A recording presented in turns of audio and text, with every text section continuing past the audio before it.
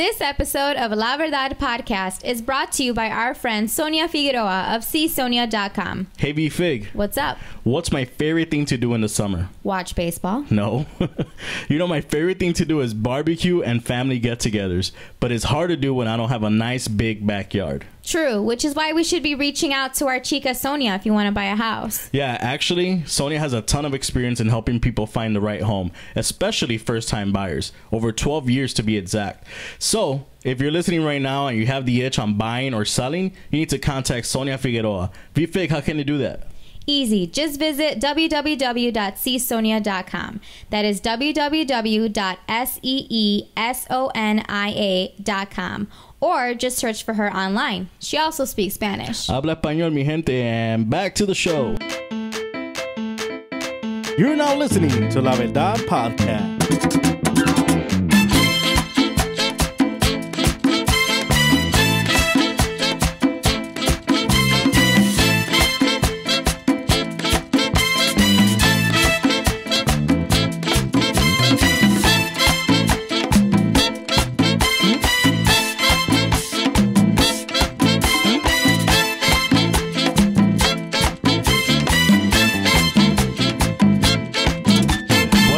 We're back at it again with another episode of La Verdad Podcast, and this is your host Christian, and V-Fig is right next to me too. Of course, I forgot your name for a second. I am always on the mic, but hopefully, whoever's listening, hopefully my mic is working this time. Because last time we were experiencing some glitches that we didn't know about, and so someone was like, "We can't hear her." I was like, "Oh no!" I accidentally put an old battery into her wireless mic last time, and the whole time I'm like, "Man, you know what? She's gonna have the best mic out of all of us, right? The wireless one, the one that's the most clear."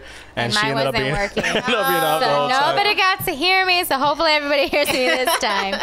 Yes. Before we begin the podcast, I always want to encourage everyone to go ahead and like and share. If you're watching the Facebook video, the Facebook Live video, please feel free to share it so other people can see it. If you're watching the rerun on Facebook Live or YouTube or even listening to it on Audio Boom, man, if you could do us the favor to just share the link, give us a like and subscribe to our podcast. You could also find us anywhere in social media using the handle of @LaVerdadLTD, or visit our website at www.laverdadltd.com. We have a lot of exciting new things. We have a new intern who just joined the team.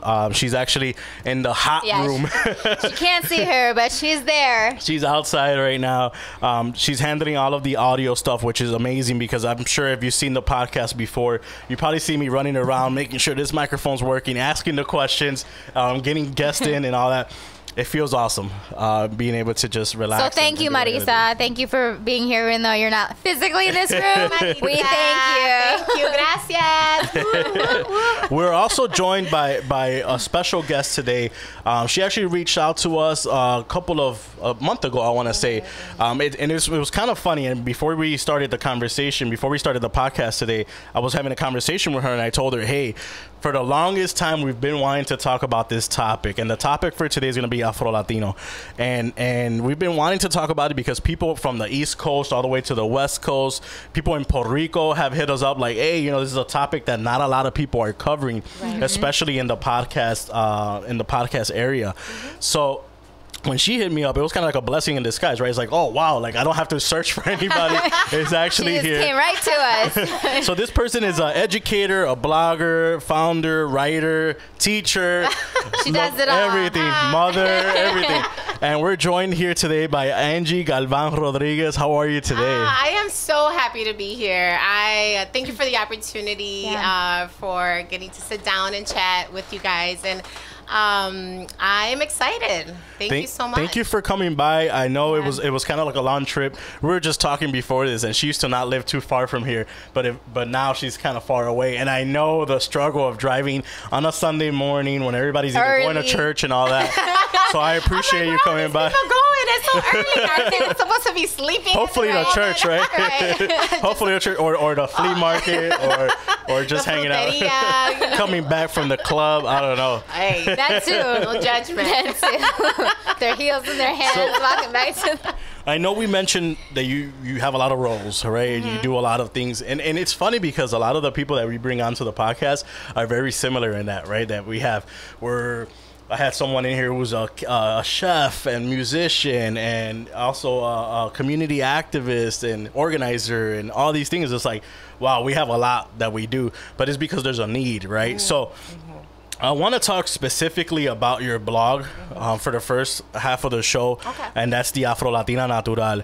And if you could give me a little introduction of how that begun and just who you are. Yeah, let's start off there. Tell us about you and your story a little bit. Angie. You know, my full name is Angie, and then my nickname is Angie.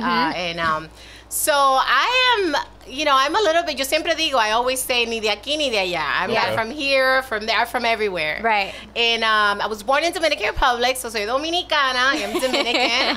And I was raised in Puerto Rico until I was about 9 years old. Wow. So when I was a baby, we moved to Puerto Rico and came here when I was 9. So Chicago's home for me. Okay. I mean, home is where the heart is, right? So my heart, part of my heart is in República Dominicana, in Dominican Republic.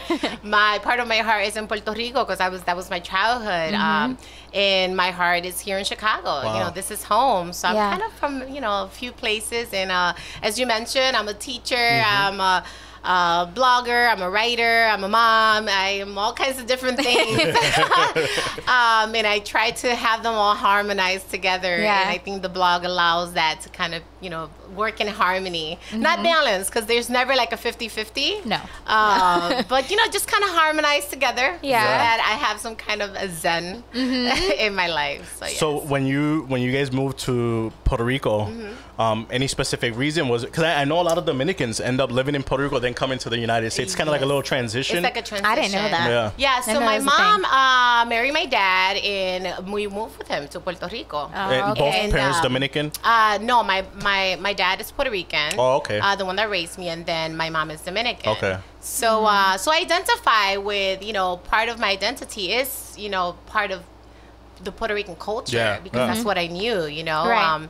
In Dominican, of course, definitely Dominican, because I was born, raised there. I was raised by my mom. The majority of my life, it was by my mom. So it was a transition, but I don't remember that transition. I was being a little kid, but I've always lived in this like multi cultural space, right? Where we will always go visit Dominican Republic like 3 times a year. Awesome, so I'm very connected to my community in República Dominicana and Dominican Republic. So, and then even here, even transitioning to Chicago, like I've always either visited Dominican Republic, even to this day, I try to go at least once a year to see my family and other things, and with the project that I have now, and visit Puerto Rico as well. So yes, I've always kind of lived in this just multi. That's awesome. Yeah. And when go ahead. No, I was just gonna say that's awesome. You get to like pull from all of it, You're not even just though one. and even though it's 2 different islands, right, that are very close together, very different too in the culture. Yeah. And we'll talk a little bit more about it in the way that maybe it has potentially made an impact in your life to why you're doing what you do now. But so when you lived here in Chicago, were you around a big Latino community? Yes. I grew up in Logan Square. Okay. I'm a Logan Square kid. So a lot of Puerto Ricans, Cubans out there. A lot of everything. When Logan Square was like the 90s Logan Square. Yeah, not what it is now. I'm not down it, but what was Logan Square before? You had Cubanos, you had Dominicanos, you had Mexican, you had Puerto Rican. It was just like this melting pot of Latinos in Logan Square. And I'm very fortunate to be able to have had the opportunity to be in that space in that time, in that era, in the 90s. And it was beautiful. It had a lot. So I had the opportunity to have connections with people of Latin America because of being around so many different Latinos from different places. Especially within the Logan Square community. I grew up in the Logan Square area till I was about 12. Okay. And then after 12, we moved over here to the Belmont Cragen, which is very similar. Very similar. But the Logan Square area to me was, like you mentioned, a melting pot because you were able to go to a Cuban restaurant, a nice upscale Cuban restaurant, and you will go to a nice little hole in the wall to eat some Puerto Rican food. Even Dominican food's not too far from there, more in the Hermosa Park, Humboldt Park area. So to me, it was great to be able to see all these different, cultures merge together and create this nice little, we're all Latinos like instead of like instead of like, oh, tú eres Dominicana, tú eres Puerto Riqueña, it was all together as one. Now, how did you get into the whole blog of AfroLatina Natural? So I'm just gonna jump into it, man. I'm so curious. Let's do it. Time is ticking, right? So then, so I've always loved writing, right? Like it's just always been my passion. I love it. I have various passions, but one of my major passions is to write. But once I got into my 20s and I went to school, I was so focused on like getting my master's, education, getting my education, being a teacher, developing my craft as an educator, getting married, having 2 kids. And when I hit the brakes at 30, I felt a void, right? And I felt like, wait, I have all these things that I've accomplished that I wanted to accomplish by the age of 30, and I have a void. What is that? So I had to really do a lot of self-reflecting and a lot of soul-searching. Wow. And I was like, Angie, you're not writing. You're not writing poetry. You're not writing at all. And so then that idea of blogging came about when like 2010 or so. Okay. But I needed something to really propel me to write again. Okay. Just because I was so busy, and you really kind of have to force yourself to writing when you write and you have other things to do, such as like a full-time job. So then as I was transitioning, really doing the soul searching, I also was as an educator, to be a good educator, you have to bring your best self, right? And to bring your best self, you have to bring all of who you are. So it kind of gives you an opportunity to reflect on yourself and who you are as a person and your identity. And I started kind of digging more into the history of like Afro-Latinidad, Afrodescendientes, people of African descent in Latin America and here in the U.S. And then a situation happened with my daughter. She was 5 years old, and she comes home telling me, just crying, devastated. Oh, I hate my hair. I hate my hair. I'm like, why? And I'm like, what is going on? And then she tells me that pretty much kids were like making fun of her hair. She has big, curly, hair. And it was like 25 years earlier, when I was 5 years old in Puerto Rico. I remember being, if it was yesterday, I was probably arguing about some Legos with another classmate. She didn't know any better. She was 5, and she got upset and said, "Tú eres fea porque eres negra y tienes el pelo malo." Like straight up, 5 years old. And it was funny because then this happens to my daughter, which was not specifically the same scenario, but it was like somebody attacking her because of an obvious physical trait that ties her back to her African ancestry as a weakness. And these are kids, mind you, right? And they don't know any better, right? Like they're just kind of learning it somewhere. They're learning it somewhere. I mean, whether it's parents, society, you never know, right? And that's when so I told her, don't worry, mamita, you're beautiful. You do all these things as a mother to kind of raise that confidence. I bought all kinds of books of curly hair, and I'm happy to be nappy. I put her in bomba classes. I really wanted her to embrace her blackness, embrace her her African ancestry and Latinidad, of course. To be strong. So then a year later, so she asked me a year later, she's 6, and she tells me, "Mommy, why don't you wear your hair curly like me?" And I said, "Well, I don't know, mamita." And me, ignorant on my behalf, I said, "Well, my curls are not as pretty as yours." So here I am trying to do all this self-empowerment with her. But then I'm self-hating, and you're expressing self-hatred, right? Right. And I'm telling you, kids, this is why I love working with kids, because you're the most amazing little people in the world. She says, "Well, you told me that I should love myself the way God made me. So why don't you love yourself? God made you, and wear your curly hair like mine." And that was it. Wow. And everything was everything came kind of harmonized, right? Everything, it's it came about, and it's my kids are watching. Kids are watching always. They watch. The generation, always watching. The new generation is watching. So I need to set an example. And although I was very confident of my Afro-Latinidad, I think that my hair was that last thing that I had not really embraced. Because it's so obvious, right? You can't get away from the hair. Aesthetics is, is it, right? So when I decided to go natural, and just transition into from relaxed hair to just wearing my big pajon, which in Dominican Republic, it means your big afro, right? Yeah. I decided this is what's going to propel me to write it. This is going to be the writing. And that's when I started my blog. And it started really just like as like experience, just kind of sharing my story, Right. about going natural, and trying to use products that are green, not to be self-preservation and not using harmful chemicals. But then it morphed into this like exploration of like my identity and really, really intentionally putting my African ancestry in the forefront of my identity, right? Rather than like on the side, like, like I could choose. I don't have to choose between being black and being Latina. Like I could be both. And that's exactly what I wanted to bring up, because I think that's where the movement has started out, because a lot of people will say you had to choose for a very long time whether you were black or Latino, right? Or African. I feel like that's how society is set up. Like they have to categorize especially you. in if the they US, can't put you in a category, they're like, what do we do? But not just here though, because if you look at in Mexico, right, they just recognized they're Afrodescendientes.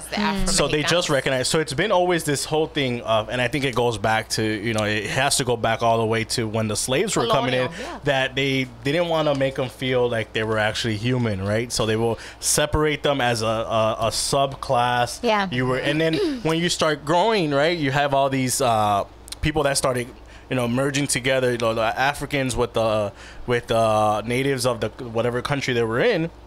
Then you were like, okay, I want to identify with those that are getting the privilege rather than the ones that were treated like slaves. Of course. So I kind of wanted to talk more. That was like a little side story, but the Pelo Malo concept, right? And a lot of people who are listening, perhaps they never heard that term before. A lot of our listeners might not speak Spanish, or maybe did not grow up with that term, right? Pelo Malo. I've known Pelo Malo since my grandmother had curly hair, right? She was of African descent, right? So she had that in her background, and she will always be like, a mí no me importa si yo tengo el pelo malo. She was very strong lady, abuelita. I talk about her in every podcast. Abuelita was a very strong lady. Good stuff. And then both of my grandmothers actually have African background. So that concept, I've heard it since I was a little kid. It was to the point where like you will hear moms telling their daughters, peínate o hazte el doobie or do this so that you don't have pelo malo, because it was always associated pelo malo as being dirty or as being poor or as being so like I remember, who was it? It was an older lady. I used to work with a lot of seniors before my job that I have now. And I remember the older lady was complaining that her caseworker was black, right? And she's like, oh, I don't know if she has piojos because she has pelo malo. I can't tell, if it's pelo, like really, really racist. And Puerto Rican lady, and the Puerto Rican lady, you could tell that she had some African in her from back in the day. Like she had like the features of, a typical Boricua lady. She was from Ponce, like. I could tell, but she was very big about. She had her hair dyed blonde, very anti-black, right? And interesting. Maybe perhaps you grew up with that. Perhaps you saw that a lot. I don't know, but I saw it a lot when I was growing up. I saw a lot of people that would hate that they had black in them, right? So can you tell me a little bit about that? Have you ever faced that? Did you face it personally? Well, I think that the idea when I was 5 was like the first time that I was like, oh, whoa, like I there's something about me physically is bad, right? and then I went home crying, right? And I think that was also like my mom's a hairstylist, so I grew up in a beauty shop, which is so ironic, right? Because she's one of the best too. She's awesome. She lives here in Chicago, and she is really good at what she does. So she relaxed my hair at an early age. I had relaxed hair for most of my life until I went natural a couple of years ago. But my mom never used the term pelo malo. And I think it was because of that experience when I was 5. Like she always made sure that she let people know, and she kind of checked people in a very funny way. She's very funny, right? So she uses comedy as a way to kind of buffer things. And when people will say pelo malo, she will always say, no, pelo malo no es el pelo rizo. Bad hair is not curly hair. Pelo malo es el que te deja. Bad hair is the one that abandons you. The one that when if you're bald, well, you know, you don't have healthy hair, it fell off. You know, es el pelo malo. You know, and it's funny because that was her way. But really, that was her a way for her to kind of let people know, like, no, you know, like check your words, check what you're correct in a nice way, in a funny way, right? And people will laugh at it, and then they will not use it as much, right?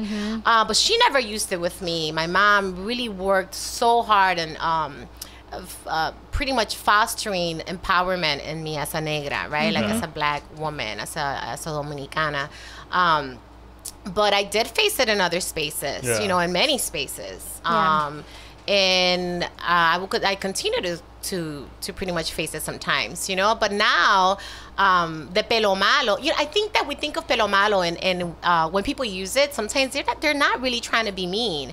I think that they don't realize. It has become like just normal. Yeah, just like this normalized term of like, ay, tú tienes el pelo tan malo, like your hair is so bad. But the implications of that term are so harmful, right? And are way more harmful than what we think, because it's not just saying your hair is hard to comb, or your hair is hard to manage. You know, you're really saying one of the most obvious things that ties you back to your African ancestry is hard to look at. Really, that's what you're saying. So imagine, and I always think of children, right? Because adults, you know, you could hold your own, right? And you could check yourself or be politically correct. Right. But children they're growing, right? They're watching. I always say they're watching. So whether you're saying pelo malo to a child that has curly hair, now you're pretty much perpetuating this self-hatred. Like this self-hate. Right.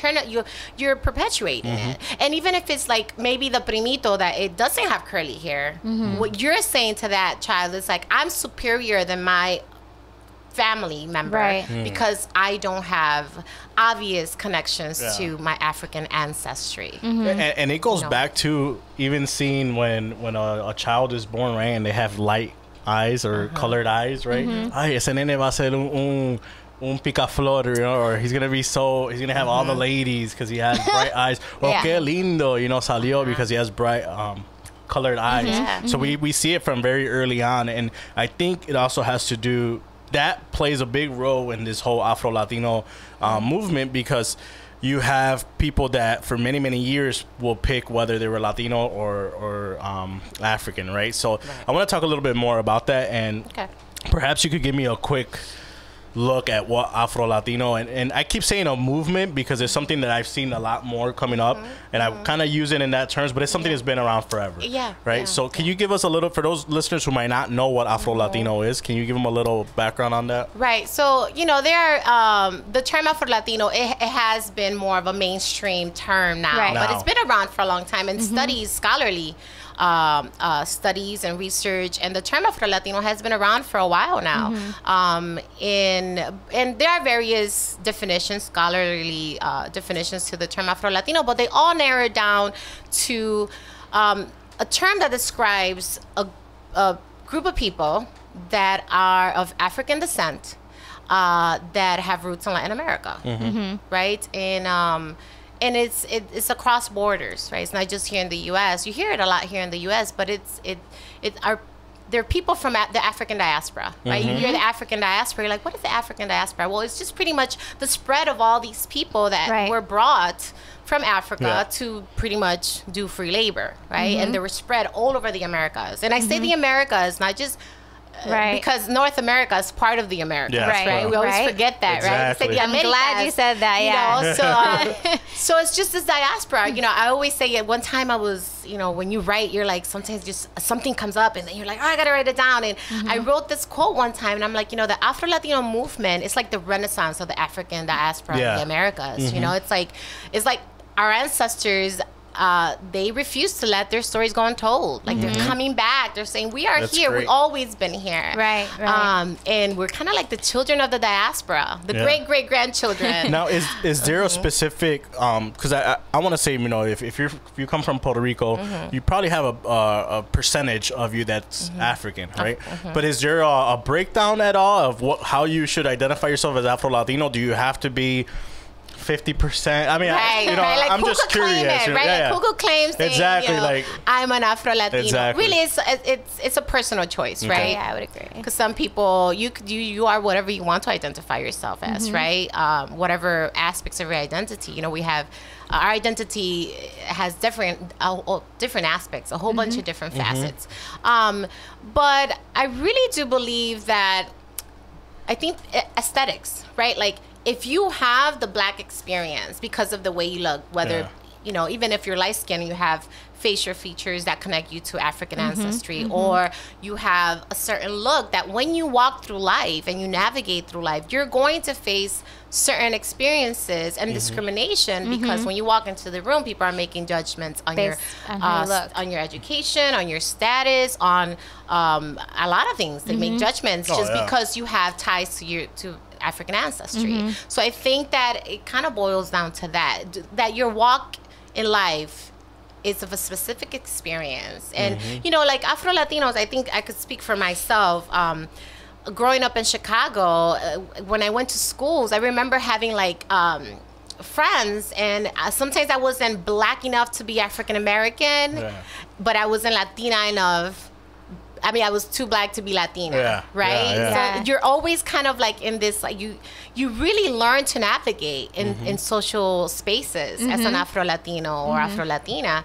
And it was always very interesting. And I think that the term Afro-Latino, those that choose to use the label, you know, and I personally choose that label because it makes me, it gives me the opportunity to not have to choose, right? Like, it's an intersectional term. It's an intersectional term to say, you know, that kind of parts from the colonial legacy. It helps me part from that and say, I am Latina, I am Black, and I don't have to choose. This is me, you know?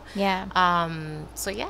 Do you ever get, like, because I just, when you were talking about that, about not being Black enough or Latina enough, where people tell you, like, well, you're not really Black, or you're not really Latina, right? Because, I mean, my mom was actually telling me a story how someone was telling her, but you're not really Puerto Rican, though, right? Because you don't do this or that. And she's just, like, staring at this person, like, and she was like, I'm not trying to be racist, but actually you are. I'm not trying to be racist. I'm not trying to be racist, but like, you're not really that Puerto Rican, right? So have you ever experienced that because of this? Like, well, you could, because you identify with so many different pieces. Where do you ever get this thing where people are like, well, you're not really that Black, or you're not, you know what I mean? You know, there are microaggressions. Like, I saw a video on Facebook one time, and I loved it because it was like talking about microaggressions are pretty much just like getting bit by mosquitoes once in a while, and like, okay, they hurt, and then it goes away. You put Neosporin and you're fine. But then if you have a lifetime of mosquito bites over and over again, you get aggravated after a while. For example, I remember I was maybe a teenager and I was in a fruteria, and he must have been from Central America, a male. He was in front of me, and I was talking, and you know, I don't know what I said. I was talking to someone else in Espanol, and he turns around and says, oh, you know, ¿Cómo es que usted sabe español tan bien? And I said, what do you mean? Like, you know, he was so taken aback the fact that I knew I was fluent in Spanish, and like, how does this morena know so you know, Spanish so well, it being my first language? And it's, and I honestly, I went in and I said, Señor, because you know that slaves were brought to Latin America to do free labor, and therefore you have people that are Black Latinos, you know?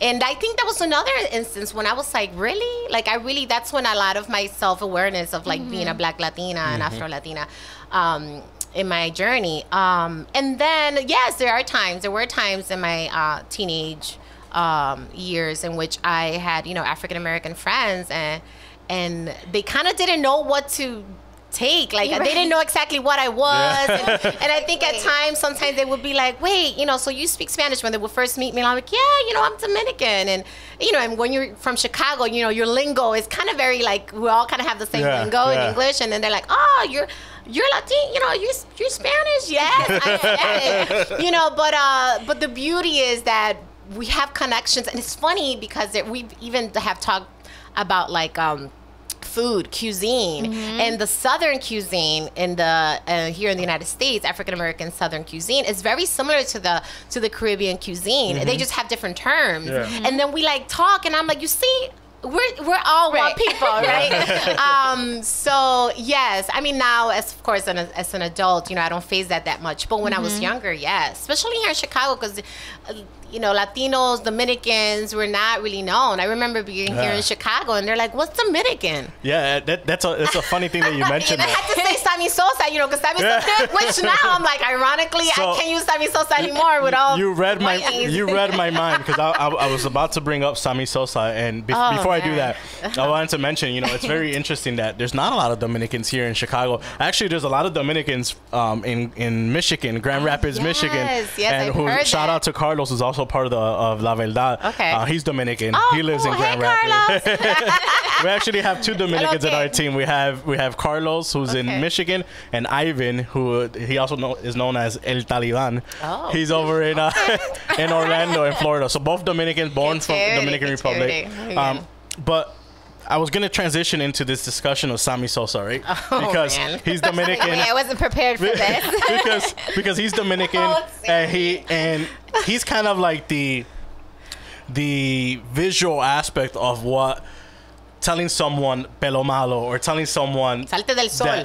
Don't get darker. It's telling that how bad it could be later on in life. If you haven't checked out Sammy Sosa, I want you to Google Sammy Sosa now, right? For those who don't know who Sammy Sosa is, a guy who broke many records, played for the Chicago Cubs, my favorite baseball team, and you know, did a lot for the city. Now, I do want to bring up one thing, though. I noticed, and I think someone had mentioned it or did an article about it, that he faced a lot of discrimination, being that he was Latino and black, right? Especially in the Cubs franchise. I mean, it comes to this day, they really don't recognize him. I mean, he did do some illegal stuff, but he brought in a huge fan base to the Chicago Cubs, right? And it's very sad that he does not get recognized, and I think that's a discussion that we could have on another day. But if you Google Sammy Sosa now, you'll see that. So there's memes out there. Their phones. There's memes. There's like memes out there that he looks like Pepto-Bismol and that he does this and that. Well, he went through this. I think, or I don't know if it's official or not, but he's gone through like this color treatment where he's trying to become lighter, right? There's a soap out. I saw it, or soap or lotion that they show pictures of people like scrubbing this, whatever the hell it is, and they're like 3 shades lighter. Yeah. It's kind of like, you know, like, we think of like Michael Jackson, right? But Michael Jackson actually had a condition, right? But from what I've heard, you know, is that Sammy Sosa has been taking this medication to kind of get lighter. I don't know. I'm not an expert on that. Yeah. But I first started seeing it when a couple years back, like just the way that he dressed, he will change, like he'll dye his hair, or he'll cut it real short, or just straighten it out all the time to get that identity, right? And I bring them up because there's a lot of people that are probably going through the same thing. And I feel like this movement of AfroLatino is very positive in that sense, because the worst thing that could happen is self-hate, I think, personally. It's the fact that you hate your own race so much that you hate somebody else that looks just like you. You know, I've seen that so much in Puerto Rico, especially. I remember going to Puerto Rico and actually, besides that, going to the Dominican Republic when we went there for vacation, and people saying, "Yo no soy negro." And they were dark. They were, you know, African. They were just straight up. You could tell they were Afro-Latinos. But they're like, no, yo no soy negro. No me digas negro a mí, blah, blah. And I've talked to other Dominicans, especially friends of mine and all that, that if you say that they're black, oh, my God, it's the worst thing that you could have ever told them. Open up. So this self-hate, you know, has been so much that you want to change your own color and all that. I think it plays a big role in just your own society, right? You start thinking that you're not worth it enough as Pepe over here, who's making it big because he's light, has bright eyes or whatever, blue eyes and all that. So with this whole Sammy Sosa, what's your take on that, on the whole Sammy Sosa thing, or not just that, but the whole self-hate and internalizing racism? Yeah. I think that's one of the other reasons why I blog about my experience, and really, like I said earlier, like putting my African ancestry in the forefront of my identity, as part of my identity, and using it as a source of power and beauty, natural beauty. Like, this is my hair, and I'm going to accept it as it is. And if my afro makes you uncomfortable, then it is what it is.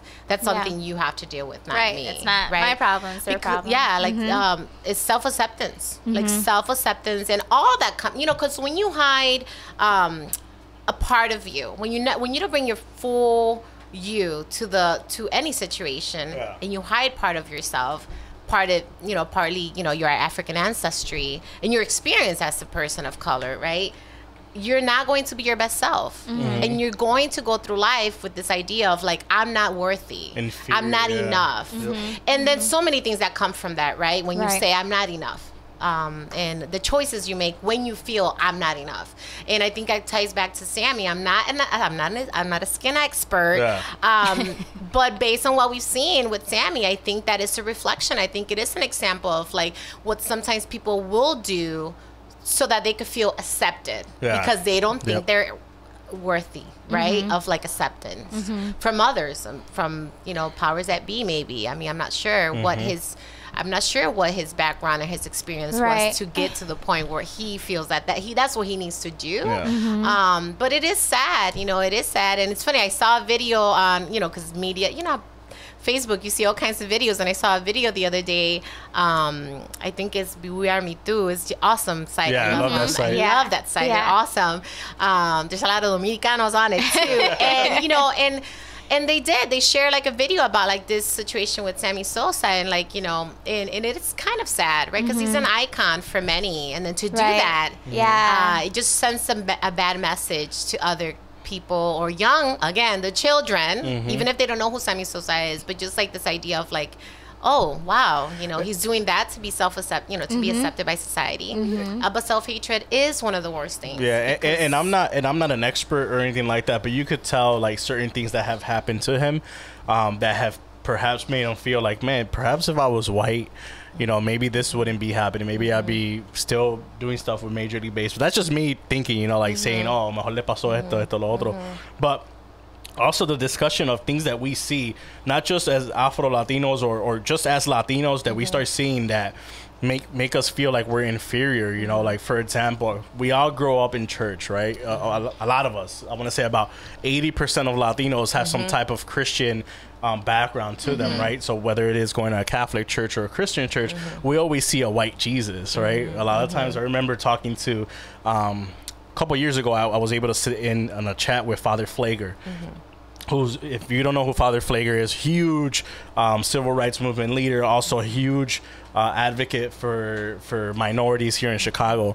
And I remember him talking about how he had to change the Jesus, the statue of Jesus that they had at San Sabina Church to a black Jesus, in order for people to feel accepted and feel that they were at the same level, godly level, or that they could achieve a godly level, right? It was just the little things that you see. For example, all the statues, and this is another podcast that I heard, where a lot of statues in the Catholic Church in Puerto Rico were all white for a very long time, and this priest came in and he's like, you know what, we have to change them. So he put covers over them, right, so that people wouldn't see them, but know that there was something there, a saint there, and that you could become as saintly as them. But I think that starts kind of messing with your head from a very early on, like saying, I could never be as good as Jesus because I don't even look like him, I don't even look like him, and these people are telling me that I have Pelo Malo, and not just that, not just Afro-Latinos or African descent, but also just the Latino itself. Like, when you come to this country and you're automatically thinking, I have to work hard labor. That's what Latinos do. I remember one time this one guy telling me that he was like a pretty high up there in the company I was working at. I'm not gonna say the bank's name. He was pretty high up there. He was like a VP, and they all thought he was like, he came in I think one day it was his day off. He came in a shirt and shorts, and they thought that he was just a regular person picking up like a check or something, right? And they treated him like crap. The tellers and all that, The next day, he wrote them all up. He's like, did you not know that I'm the VP? You know, all these things. Yes. Another thing, too, I remember seeing a guy where his last name was pretty...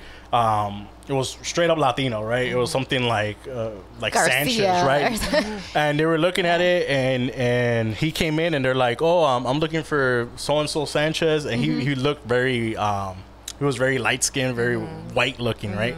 Blue eyes and all that. And he's like, "Oh, that's me." So you have that aspect of the name, you have the aspect of how you look, you know, and then what you're supposed to be doing. That I feel play a big role. And the reason I bring this up is because we're all about empowering our culture, keeping our culture alive and our tradition. And I think what ends up happening is that we start getting ashamed of it, right? We start trying to assimilate into this culture and forget that our tradition and has a huge role into who we are. Yes. And I love that you do what you do as far as embracing, even if it just comes to the aesthetics, right, of having the hair and all that, but you're going back to the culture and you're going back to the tradition. And I want to bring up one of the things that I love about your blog is that you give people tips, right, on how to get your hair, how to do a different hairstyle as opposed to just an afro or something like that. So can you talk a little bit more about that? I know I went into a whole... Yeah, I was like, wow, we're going to be here for like 20 minutes. She goes, I love doing that, but... You know, so my blog started about just sharing my experience. Okay, how am I going to do my hair? How am I going? What products am I going to try? And these are all written blogs. They're not video blogs. Written blogs, you know, and I've done like a few video blogs, but I'm more of a writer, right? Like the purpose of the blog was to just kind of get something to help me to propel me to write. And I think that it started off like that. And then before you know it, I started just kind of just sharing experiences as an Afro-Latina mom, raising Afro-Latino kids. And you know, with the blog, I just want, you know, it's interesting. I just want people to connect to it, right? Like, I want other Latinas that may be on that fence of like, ooh, should I go natural? Should I let my hair like curly? To really embrace it. Like, if you want to, like, it's okay to embrace it, and it's going to be it's going to be transforming. It's going to be life changing. Because you're going to really embrace your beauty as what you are, whatever that may be. And with the blog, I try, you know, but I really do. What I love the most about the blog is when I have other people, other Latinas, Afro-Latinas, whether it's in República Dominicana, Dominican Republic, or Puerto Rico.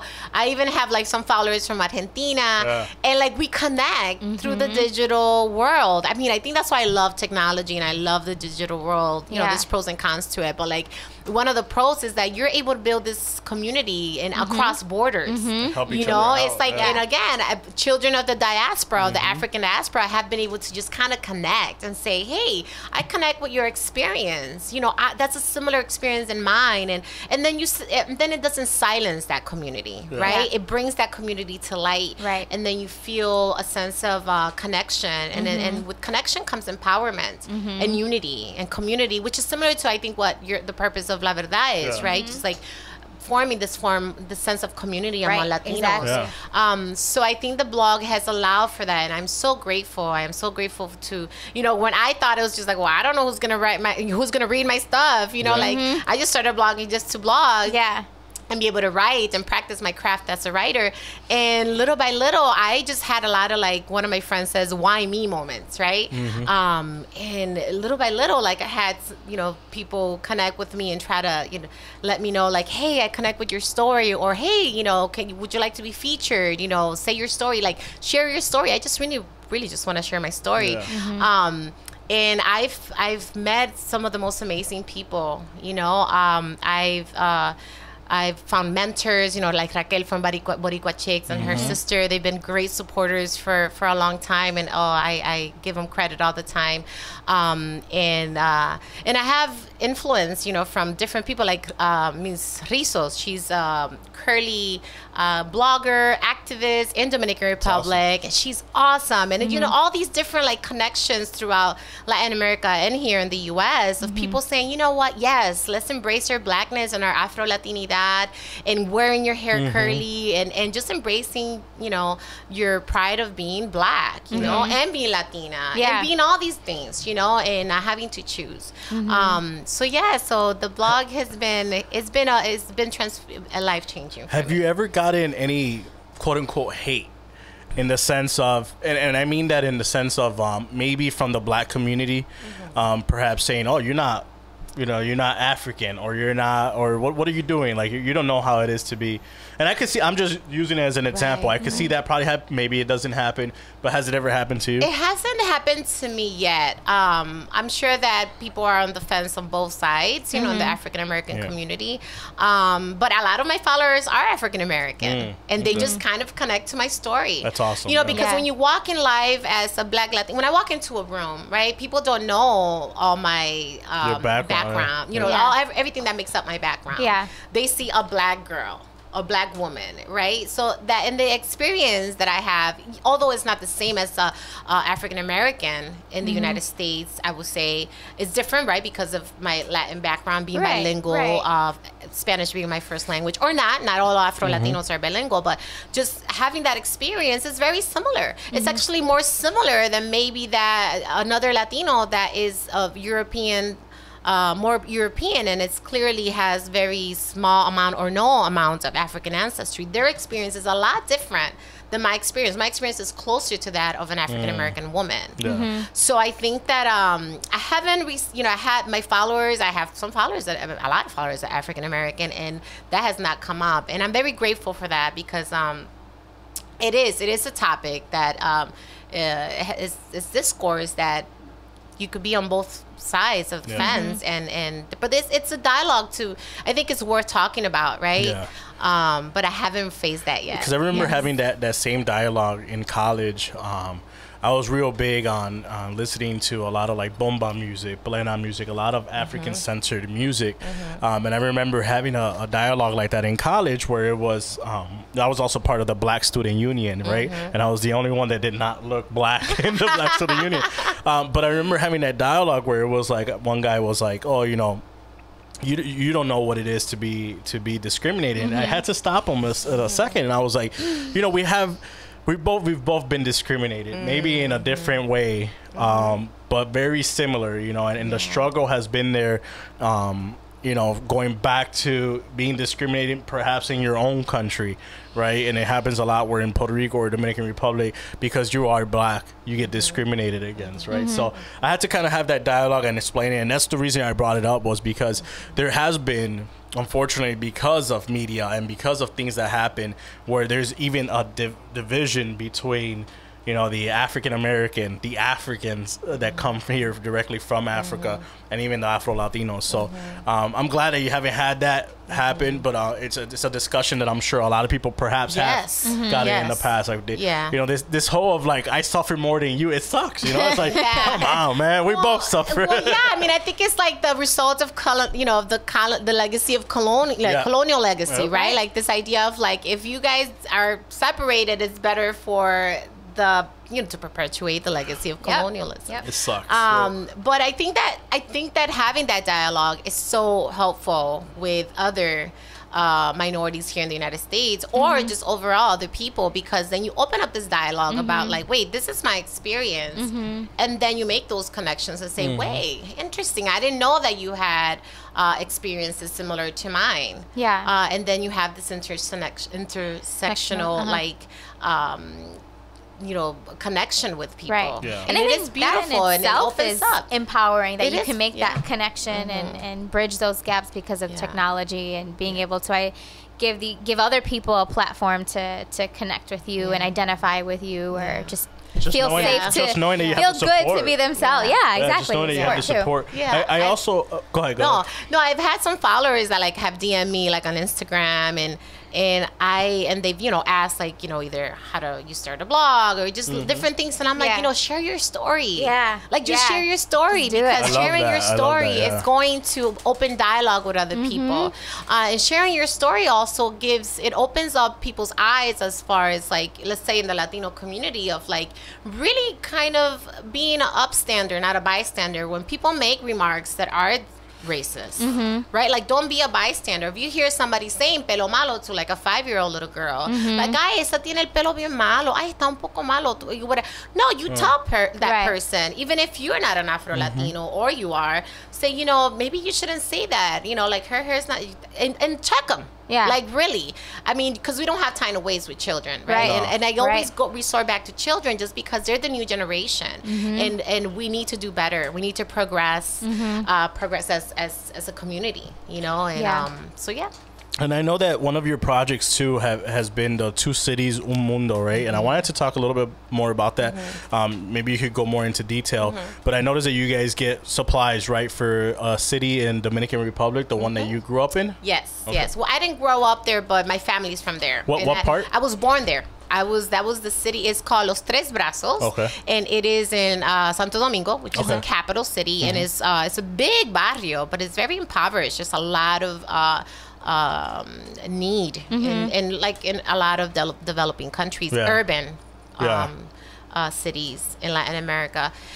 And so it started back in 2013. Really started 2012. The idea of it, I was stuck in the DR because there was like this huge hurricane. I'm like, oh my goodness, I gotta get back to work. And I mean, it was terrible. I won't say the airline, but the airline had me stuck there for like another week with no money.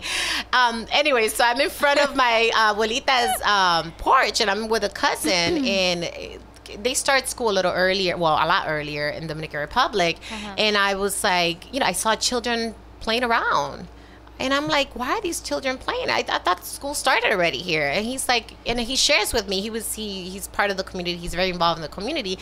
And he said, well, you know, a lot of parents don't send their children to school on time, you know, because in Dominican Republic, oftentimes people get paid either twice a month or once a month. Oh, I think we went on a tour that they told us about that. Right. So then, but most of the time it's once a month. So like if you use all your funds and school starts in the middle of August, you got to wait till September to get paid. And then you have money to be able to. Anyway, so he told us explains. about that. So I didn't know this, right? So he's explaining this to me. And as he's talking, my mind is like, I'm on teacher mode. I'm like, really? You know how important the first day, you know how important the first day of school is? You know, you got to be there, right? So then and something came about, and I said, you know, this is why, and I'm very spiritual, and I'm not gonna bring, you know, all my aspect of spirituality, but I was like, God had me here. He had me here stuck in the DR because he wanted me to start this and put this in my heart. So I remember that I felt like I had to do something, and I'm like, I don't know how I'm gonna work this out, but I'm gonna work this out. I have to help. I gotta do something. I don't know what I could do, but I'm gonna do something. So then in 2013, as part of like, you know, with my teacher colleagues, I just put it out there and said, hey, if you guys would like to donate, let's send some school supplies to Dominican Republic for kids. You know, so I started with school supplies, and it just grew.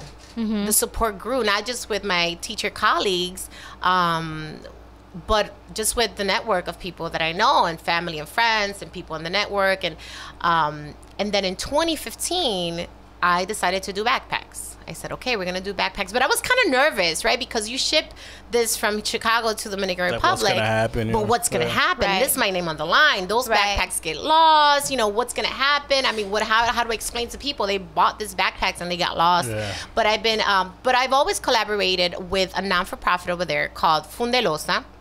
It's a public clinic in the barrio, and they have a building, so they at least have like a space, and they have, you know, they give free health care to people in the community that can't afford it, and they also have workshops of health, like public health workshops. So I contacted them because my cousin knew them, and he does volunteering work for them, and I said, let's do it through them.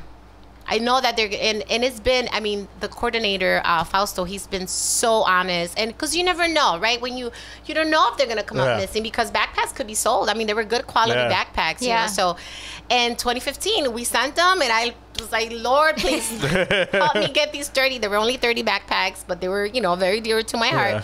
And they got there, and the kids, anyway, so I got to go. Wow. Deliver them too?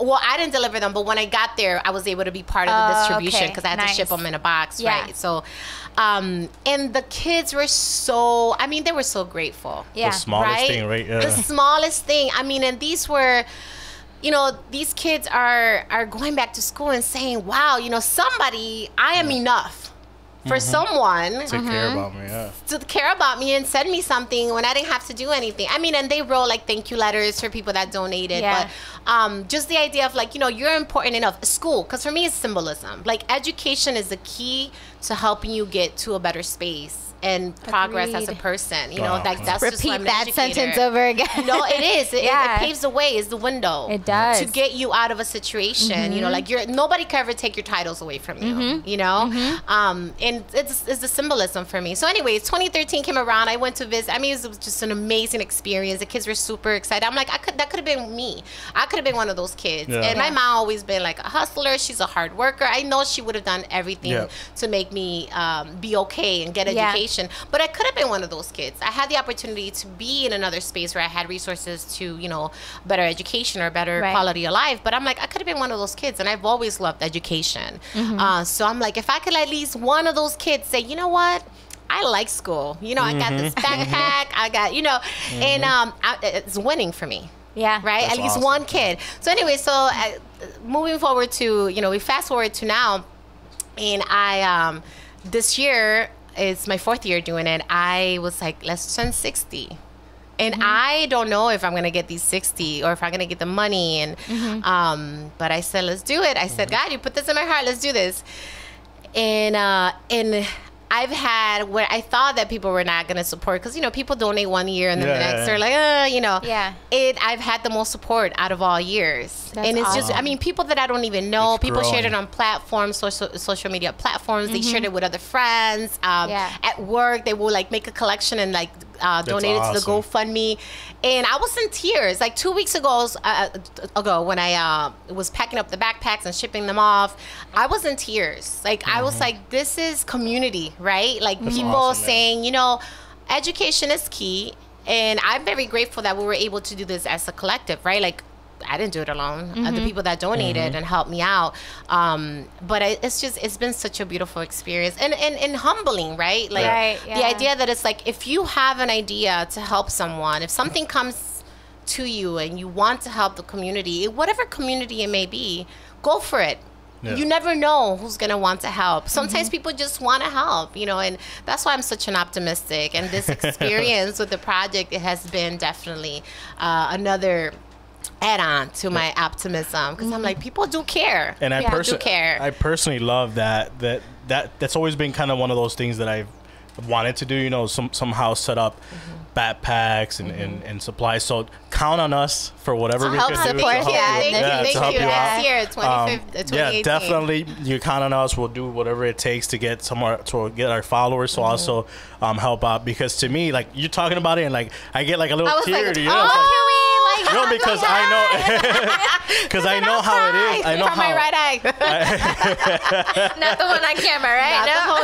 I have dry eyes, man. I know how it is for some of these kids who perhaps not have, you know, the supplies. I remember my grandmother, who I bring her up in every podcast. Abuela. She's probably the reason why I do what I do now, right? So I remember there was one kid in school that he didn't have a coat. And my grandmother didn't make money. You know, she was a stay-at-home mom for the longest. She would collect her little money here and there from what they would give her for being an after-school teacher, right? Once in a while. So I remember the kid didn't have a coat. He had like a ripped up sweater, and my grandmother went ahead and saved up for a whole 2 months and bought him the nicest coat. I was so jealous. I was like, man, she didn't even buy me a coat, but bought him a coat. And that kid, I remember when my grandmother passed away, he was one of the first ones there at the funeral. And I didn't see him since I was like maybe like in 2nd grade or something. But he remembered my grandmother, somehow found out, always would keep in touch with her. And he was the baddest kid in the school, I remember. My grandmother bought him. Getting in trouble. No. My grandmother bought him. That's what my grandmother would call him, that travieso, ven acá. She bought him that, and then every year I think she would buy him like a notebook and a pen or a pencil. And that kid graduated high school, and you know, and no one thought he would graduate even 8th grade, you know. And it was always my grandmother who was there. So when you say story, she knew his pain. And she would be like, man, ese nene tiene algo, pero que no le dan la oportunidad, you know? Right, exactly. But when you're mentioning that, I'm thinking the same thing. There's probably kids in there that have never gotten anything like that, and perhaps one day they'll be a doctor or doing amazing things we might not know, you know. Yeah, but we won't know. We planted that little seed, you know, and that little seed could turn into something big. So count on us for that. Thank you. If anybody wants to donate, or is there a link they could go to, or don't more about it? So just to wrap up the whole Two Cities Un Mundo, I didn't think I was going to go this year. I was like, you know, I just want the 550 to be able to like send these backpacks and ship them. And I was talking to a mentor, and she said, you know what? Put it out there. If you want to go there and you want to see this project, this is your project, go ahead, raise the funds. Right. I said, okay, I don't even know if I'm going to get to 500. And we were able to raise enough funds for me to be able not only to send these backpacks, but to go to the DR. Wow. And I'm going to be able to give workshops, poetry workshops. Wow. Oh, that'd be so cool. Yes, so I'm going to go to Fundelosa. I will be there at the end of August, and I'm going to be able to just work with youth between the ages of 10 and 12, and a smaller group than the 60. And we're going to do a poetry jam. And then we'll distribute the backpacks, you know, and I love, poetry has, writing and poetry and among other things, have been such a beautiful path for me to be able to get empowered. Clearly, you know, my blog has been one of, you know, my journeys of empowerment through writing. And sometimes that's just what you need, just to express yourself and using your voice, right? Because silencing someone is so harmful. But, you know, so I'm really excited. I'm going to be there. God willing, everything goes well. And so there is a link. On my Instagram, there's a link on my bio. My Facebook, I didn't put it on. It is on my Facebook as well. You know, if you scroll down, you click on it, you'll be able to donate. And I'm okay as far as like the airplane ticket. It's purchased already, and whatever funds I may get extra, I'm just gonna save that for the next year, for 2018, because I have other plans for 2018 with Fundelosa and the kids over there. So I'm really excited. I'm really excited how it has just kind of, what started off as just like pencils and paper for these kids that in major need, and now they're going back to school with like brand new backpacks and good quality backpacks, and that's school supplies in there. Yes, they just awesome. I mean, we do the same thing where I work too, is giving them the school supplies, and just like a full 24 box of crayons, like a full notebook that's, you know, not used, hasn't been hand me down or something. Like that's so, I mean, fortunately I didn't have to, you know, worry about getting school supplies, but sometimes even just opening up that box, like, yes, brand new crayons, like I'm so excited. You know what's so funny? That I still walk into like Office Max and I get excited. I don't know if there's a teacher in me, but I'm like, pens and Sharpie, highlighter, Post-its, you know. Exactly. So it's so weird, but like, kids, you know, I remember, you know what's funny? Because I'm such a nerd. Even when I was little, I remember having a little sharpener. Remember the little sharpeners? Yeah. Pencil sharpeners. And I used to I kid you not, every 15 to 20 minutes, I would have my pencil. It sounds really weird. And I would like sharpen my pencil to make sure it's nice and sharp, and then keep writing. That was the most nerdy thing ever. But kids, you know, kids get impacted by the most simple things. Right. And sometimes even if it would have been a very, you know, like a brand new box of crayons, not a backpack or just a box of crayons, it's brand new, to be able to color the world in your own terms. So excited. That makes a big difference. That's how, you know, how you sometimes you make an impact on children. And it's true. It's funny. I wanted to connect back to what you said. Your grandmother was able to experience seeing what the impact of her helping this child, right? But it's true, as an educator or as an activist or as somebody in the community organizer, you really, sometimes you don't see the impact you have on people eventually. And you're not even in it for that, right? It's just you're fortunate when you are able to see it. You know, when I saw my high school students the other day, it was just beautiful, like to hug, you know, them telling me stories about, you know, remember when you took us to the immigration march? Like I put that, as an educator, I've always been very social conscious, right? And I've always tried to put social justice within my curriculum. And they were like, man, that was so cool and empowering, you know.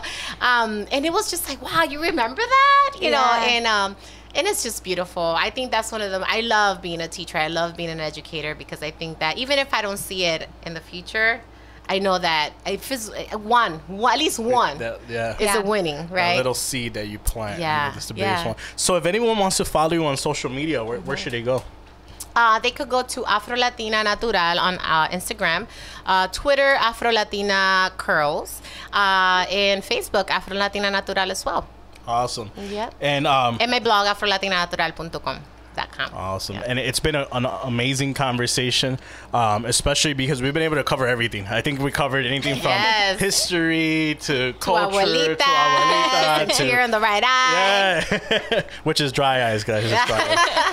So, thank you so much for coming by. Yes, thank you for having me. This was such an amazing awesome. day. This made my week. Awesome. Good. I'm glad. Thank you. Mi gente, if you could go ahead and follow Angie on her social media platforms, share her project that she has, share her blogs. Also, do us a favor, it's going to be in our description of the podcast. For those listening through the application, just listening to the audio, you'll find her links also on the description of this podcast. Go ahead and share this episode on Facebook, on YouTube, and on Audioboom as well. Thank you so much, mi gente, and God bless. Peace.